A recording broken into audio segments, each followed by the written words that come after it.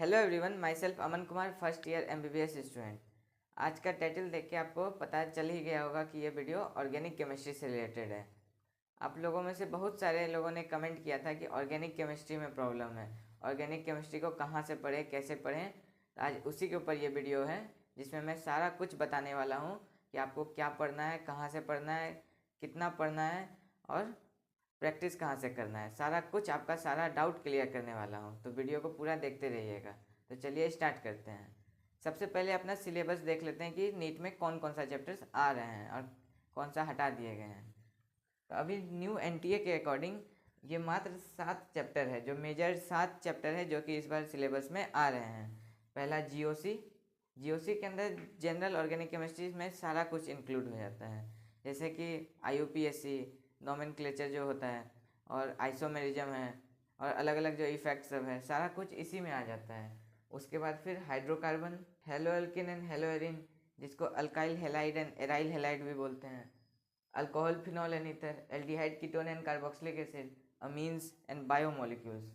ये 7 चैप्टर हैं जो कि एनटीए के अकॉर्डिंग नीट 2024 में आ रहे हैं। ये मेजर 7 चैप्टर। ऑर्गेनिक केमिस्ट्री उतना हार्ड होता नहीं है, लेकिन इतना हार्ड लगता क्यों है? क्योंकि पढ़ने वक्त तो सब आसानी से हम लोग पढ़ लेते हैं, समझ आ जाता है, लेकिन उसका बार बार रिवीजन नहीं करते, उसका क्वेश्चन प्रैक्टिस नहीं करते हैं, इसीलिए धीरे धीरे वो दिमाग से निकलते जाता है। ये ऑर्गेनिक केमिस्ट्री में क्या है कि आपको बहुत लगातार रिवीजन का ज़रूरत है और क्वेश्चन प्रैक्टिस करते रहना है, वरना बहुत दिन बाद अगर क्वेश्चन सॉल्व करेंगे तो लगेगा कि हाँ हमको सब आ रहा है, लेकिन क्वेश्चन में कहीं ना कहीं छोटा छोटा पॉइंट मिस कर देंगे जिसके चलते गलती हो जाएगा। इसीलिए इसमें क्वेश्चन प्रैक्टिस बहुत ज़्यादा करना होता है और टेस्ट देते रहना होता है। और आप लोगों ने बहुत से पूछा था कि टेस्ट कहाँ से दे, कौन सा बेस्ट होगा, कहाँ से देना होगा। तो मैंने एक टेस्ट सीरीज देखा है जिसका नाम है नीट अभ्यास टेस्ट सीरीज, जिसमें टोटल 24 मॉक टेस्ट आपको मिलेगा, जिसमें 14 जो मॉक टेस्ट होगा वो यूनिट वाइज होगा और 10 मॉक टेस्ट आपका फुल सिलेबस होगा, जिससे आपका पूरा तैयारी अच्छे से हो जाएगा। और ये न्यू एनटीए के पैटर्न के अकॉर्डिंग है, प्योरली एनसीईआरटी है और ये एडुकार्ड का है, आप इसे जाके एक बार देख सकते हैं। इस टेस्ट सीरीज को एक बहुत ही famous teacher Shiv Pahuja ma'am ने बनाया है और इससे हर साल नीट एग्ज़ाम में लगभग 40% क्वेश्चन आपको मिल जाता है। लास्ट ईयर भी नीट एग्ज़ाम में 40% क्वेश्चन इसी अभ्यास टेस्ट बुकलेट से आए थे। और साथ में इसमें आपको OMR सीट भी मिलेगा, जिससे कि आप एकदम ऑफलाइन वाला फील देके कर सकते हैं। और इसमें सारा जितना भी क्वेश्चन है उसका फुल एक्सप्लेनेशन भी आपको मिलेगा। और साथ में और जो नया नया टॉपिक ऐड किया गया है इस बार सिलेबस में, कुछ कुछ टॉपिक ऐड किया गया है, उसके लिए एक सप्लीमेंट्री बुक मिलेगा जिसमें कि सारा कुछ उसमें MCQ उससे रिलेटेड दिया हुआ रहेगा, जो कि आपको हेल्प करेगा नया टॉपिक जो इस बार ऐड हुआ है उसको पढ़ने में। आप इस टेस्ट सीरीज को बाय कर सकते हैं, मैं इसका लिंक डिस्क्रिप्शन में दे दूँगा। और अभी कल और परसों यानी कि 7 और 8 फरवरी को अगर आप इसे बाय करते हैं तो इसमें 30% का ऑफर भी है, आप एक बार जाके देख लीजिएगा, लिंक डिस्क्रिप्शन में है। वापस आते हैं अपने टॉपिक पर। तो ये टोटल 7 चैप्टर हैं जो कि न्यू एनटीए के सिलेबस के अकॉर्डिंग है। अभी जो मैक्सिमम स्टूडेंट के कंडीशन होंगे, या अभी तो 2 तरह के स्टूडेंट होंगे, या तो ऑर्गेनिक केमिस्ट्री जिन्होंने अभी तक नहीं पढ़ा है, अब रखें, अब कि अब स्टार्ट करेंगे पढ़ेंगे ऑर्गेनिक। एक तो वो होंगे न्यू स्टार्ट करने वाले, और एक वैसे होंगे स्टूडेंट जो कि स्टार्ट कर दिए होंगे, पढ़ रहे होंगे, सब चीज़ सही चल रहा होगा, लेकिन प्रॉब्लम कहाँ आ रहा होगा, क्वेश्चन प्रॉब्लम आ रहा होगा, क्वेश्चन सॉल्व करने में क्वेश्चन ज़्यादा गलत हो रहा होगा, नहीं सॉल्व हो रहा होगा सही से, तभी तो आप लोग वीडियो देख रहे हैं। मैं दोनों पे एक एक करके बताता हूँ। जो न्यू स्टार्ट कर रहे हैं उनको, उनके लिए क्या है कि आपको जो सिलेबस कंप्लीट करना है इसी अकॉर्डिंग में करना है, जैसे मैंने सीरियल वाइज बताया इसी सीरियल वाइज आपको करना है। सबसे पहले आपको जीओसी पढ़ना है, क्योंकि जीओसी एक बेसिक है, बाकी जितना भी ऑर्गेनिक का चैप्टर है सबसे बेसिक चैप्टर जीओसी है। जीओसी में बहुत सारे टॉपिक है, आईयूपीएसी जो है, आइसोमेरिज्म है, आइसोमेरिज्म से हर साल क्वेश्चन रहता ही रहता है, आईयूपीएसी से एक क्वेश्चन हर साल रहता ही रहता है मिनिमम। केमिस्ट्री में टोटल 45 क्वेश्चन आते हैं, जिसमें से 15 क्वेश्चन आपके ऑर्गेनिक के रहते हैं, और पिछले साल भी लगभग 15 से 18 क्वेश्चन आपको ऑर्गेनिक के मिल ही जाएंगे, तो ऑर्गेनिक एक अच्छा पोर्सन है। और जो आपको चैप्टर कंप्लीट करना है, सबसे पहले जीओसी मैंने बता दिया, उसके बाद आपको हाइड्रोकार्बन करना है, क्योंकि हाइड्रोकार्बन भी बेसिक चैप्टर है बाकी इन सब चैप्टर के लिए। Halo alkane, halo arene, alcohol, phenol, ether, जब एक बार आप हाइड्रोकार्बन अच्छे से पढ़ लीजिएगा उसके बाद आपको ये सब चैप्टर पढ़ने में ज़्यादा टाइम नहीं लगेगा और आसानी से समझ आएगा, क्योंकि हेलो अल्किन हेलो एरीन है, अल्कोहल फिनोल ईथर है, इस समय उसी के रिएक्शन यूज होते हैं। जो आप मैकेनिज्म भी पढ़ेंगे SN1 SN2 ये सब जो इसमें पढ़ेंगे उसी के सारा इसमें आएगा, तो ये सब को पढ़ने में आपको ज़्यादा दिक्कत नहीं होगा और आसानी से समझ भी आ जाएगा। तो आपको सबसे पहले GOC कंप्लीट करना है। GOC के बाद आपको कंप्लीट करना है हाइड्रोकार्बन। उसके बाद आपको करना है hello alkene and hello arene. उसके बाद अल्कोहल फिनॉल ईथर, ये भी अच्छा इंपॉर्टेंट चैप्टर है। Aldehyde ketone carboxylic acid amines. उसके बाद आपको बायोमोलिक्यूल्स करना है। बायोमोलिक्यूल्स सबसे आसान चैप्टर है, मतलब ज़्यादा थ्योरेटिकल है, इसमें ज़्यादा आपको इन सब के तरह नहीं है, इसमें अधिकतर रटने वाला है। ये बाकी समय भी है लेकिन इसमें ज़्यादा है। तो अब इसके बाद आपको तो मैंने सीरियल बता दिया कि किस अकॉर्डिंग करना है। अब आपको करना क्या है, कैसे कंप्लीट करना है। सबसे पहले आपको देखना है लेक्चर वन शॉट। अपना सिलेबस सबसे पहले आपको कंप्लीट करना है। जल्दी से स्पीड बढ़ा के 1.25x 1.5x 2x जैसे भी आपको करना है, जल्दी से आपको सिलेबस कंप्लीट करना है अपना लेक्चर देख के। लेक्चर जो आप देखेंगे उसी के साथ आपको शॉर्ट नोट्स बनाना है।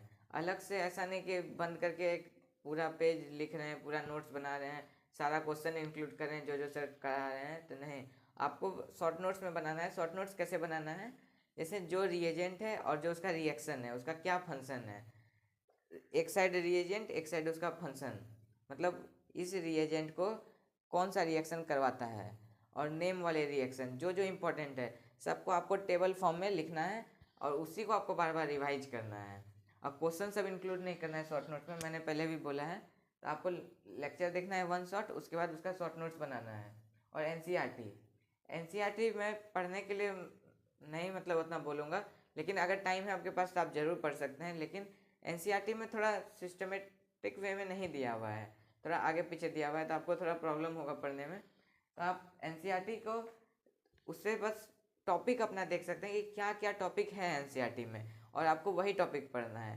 कभी कहीं कहीं सर लोग कुछ एक्स्ट्रा भी पढ़ा दिए हैं थ्योरी को क्लियर करने के लिए, लेकिन अभी जैसा कि टाइम बहुत कम बचा है, आपको प्योरली एनसीईआरटी से ही स्टिक रहना है।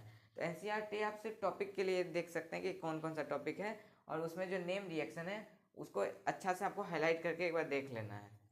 और एनसीईआरटी के जो इंटेक्स्ट और बैक एक्सरसाइज के क्वेश्चन हैं वो बहुत इंपॉर्टेंट है। उसमें आपको सब तरह के क्वेश्चन मिल जाएंगे, इजी से लेके हार्ड तक। उसमें मतलब बहुत ही अच्छा क्वेश्चन भी हैं जो कि एग्जाम में आते हैं, इसलिए आपको इसको बिल्कुल नहीं छोड़ना है। एनसीईआरटी भले आप नहीं पढ़िएगा, लेकिन उसके जो क्वेश्चन दिए हुए हैं इंटेक्स्ट और बैक एक्सरसाइज के, उसको ज़रूर से ज़रूर सॉल्व कीजिएगा। और उसके बाद डीपीपी एंड पीवाईक्यू, हर एक लेक्चर जो कि जैसे कि आप वन शॉट देखें उसमें आपको प्रैक्टिस शीट मिलेगा, डीपीपी मिलेगा, तो उसको आपको सॉल्व करना है हर एक डीपीपी को।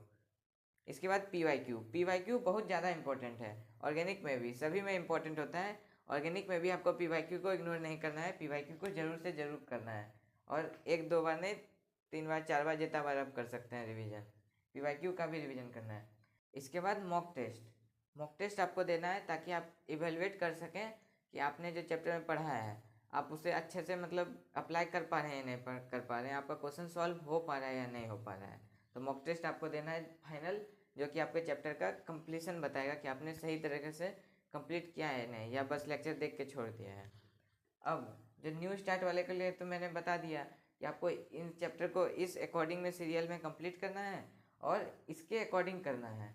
पहले लेक्चर देखना है, उसके बाद शॉर्ट नोट्स बनाना है। शॉर्ट नोट्स के रिगार्डिंग मैं आपको बताता हूँ कि मैंने जो शॉर्ट नोट्स बनाए थे अपने प्रिपरेशन जब मैं कर रहा था नीट का, वो शॉर्ट नोट्स मैं अपने टेलीग्राम चैनल पे अपलोड कर दिया हूँ। ऑर्गेनिक के कंप्लीट शॉर्ट नोट्स मैं अपलोड धीरे धीरे कर रहा हूँ और मैक्सिमम मैं कर चुका हूँ, आप एक बार जाके देख सकते हैं, उससे आपको हेल्प ज़रूर मिलेगा। उसमें मैंने एकदम बिल्कुल टेबुलर फॉर्म में सारे चैप्टर के बनाए हैं, रिएजेंट और उसका फंक्शन जो वो रिएक्शन करवाता है। मैं अपने टेलीग्राम आईडी का लिंक अपने डिस्क्रिप्शन में दे दूँगा, और मैं यहाँ बता भी देता हूँ जिस नाम का चैनल है उसी नाम से टेलीग्राम भी है, यही है टेलीग्राम आईडी, आप एक बार जाके विजिट करके देख सकते हैं। नोट्स अगर आपको हेल्पफुल मिलेगा तो आप उसका यूज कर सकते हैं नोट्स का। अब क्वेश्चन सॉल्व करने में जिन्हें प्रॉब्लम आ रहा है, क्वेश्चन जो नहीं सॉल्व होते हैं उसके लिए आप एक चीज़ कीजिए कि आप जहाँ से भी पढ़े हैं, जिस भी टीचर से, किसी भी सर या मैम से आप पढ़े होंगे, तो उनके क्वेश्चन प्रैक्टिस सेशन को एक बार आप अटेंड कीजिए, जहाँ वो लाइव क्वेश्चन सॉल्व करवाते हैं या रिकॉर्डेड भी है। तो आप पहले एक बार देखिए कि वो किस क्वेश्चन को कैसे अप्रोच कर रहे हैं, मतलब अप्रोच करने का तरीका को आप सीखिए कि किस क्वेश्चन में आपको क्या सोचना है, और उसके अकॉर्डिंग फिर आप सर के साथ ही प्रैक्टिस कीजिए। उसके बाद फिर डीबीपी को सॉल्व कीजिए। शुरू में क्वेश्चन गलती होगा लेकिन बाद में आपसे सही होने लगेगा। और जैसे कि किसी भी क्वेश्चन में मैं एक एग्जांपल देता हूँ कि जैसे किसी क्वेश्चन में प्लस आई इफेक्ट भी लग रहा है, प्लस एच इफेक्ट भी लग रहा है, प्लस एम इफेक्ट भी लग रहा है, inductive, hyper conjugation, geometric effect, सारा कुछ लग रहा है। आप अगर सिर्फ प्लस आई सोच के आंसर निकाल दीजिएगा तो उसका तो आंसर गलत आएगा ही। आपको प्लस एच प्लस एम भी सोचना है, जो सबसे मेजोरिटी डोमिनेंट जो इफेक्ट होता है उसी के अकॉर्डिंग आंसर निकाला जाता है। तो इसी तरह आपको मतलब छोटा छोटा आपको ध्यान रखना है, और क्वेश्चन जितना गलती हो वो अभी कीजिए ताकि मेन नीट एग्जाम में आपसे क्वेश्चन गलती ना हो। इसीलिए मैक्सिमम क्वेश्चन प्रैक्टिस कीजिए, जितना गलती होगा उतना ज़्यादा आप सीखिएगा और आगे क्वेश्चन आपसे कम गलती होगा। तो क्वेश्चन प्रैक्टिस करते रहिए। और बाकी आपको जो भी कुछ प्रॉब्लम होगा ऑर्गेनिक से रिलेटेड तो आप वीडियो के कमेंट में पूछ सकते हैं, मैं सबका रिप्लाई देने का कोशिश करूँगा। और एक बार आप नोट्स जाके ज़रूर देखिएगा, अगर आपको हेल्पफुल होगा तो आप उसका यूज कीजिएगा। तो आप लोग प्रिपरेशन करते रहिए। Best of luck.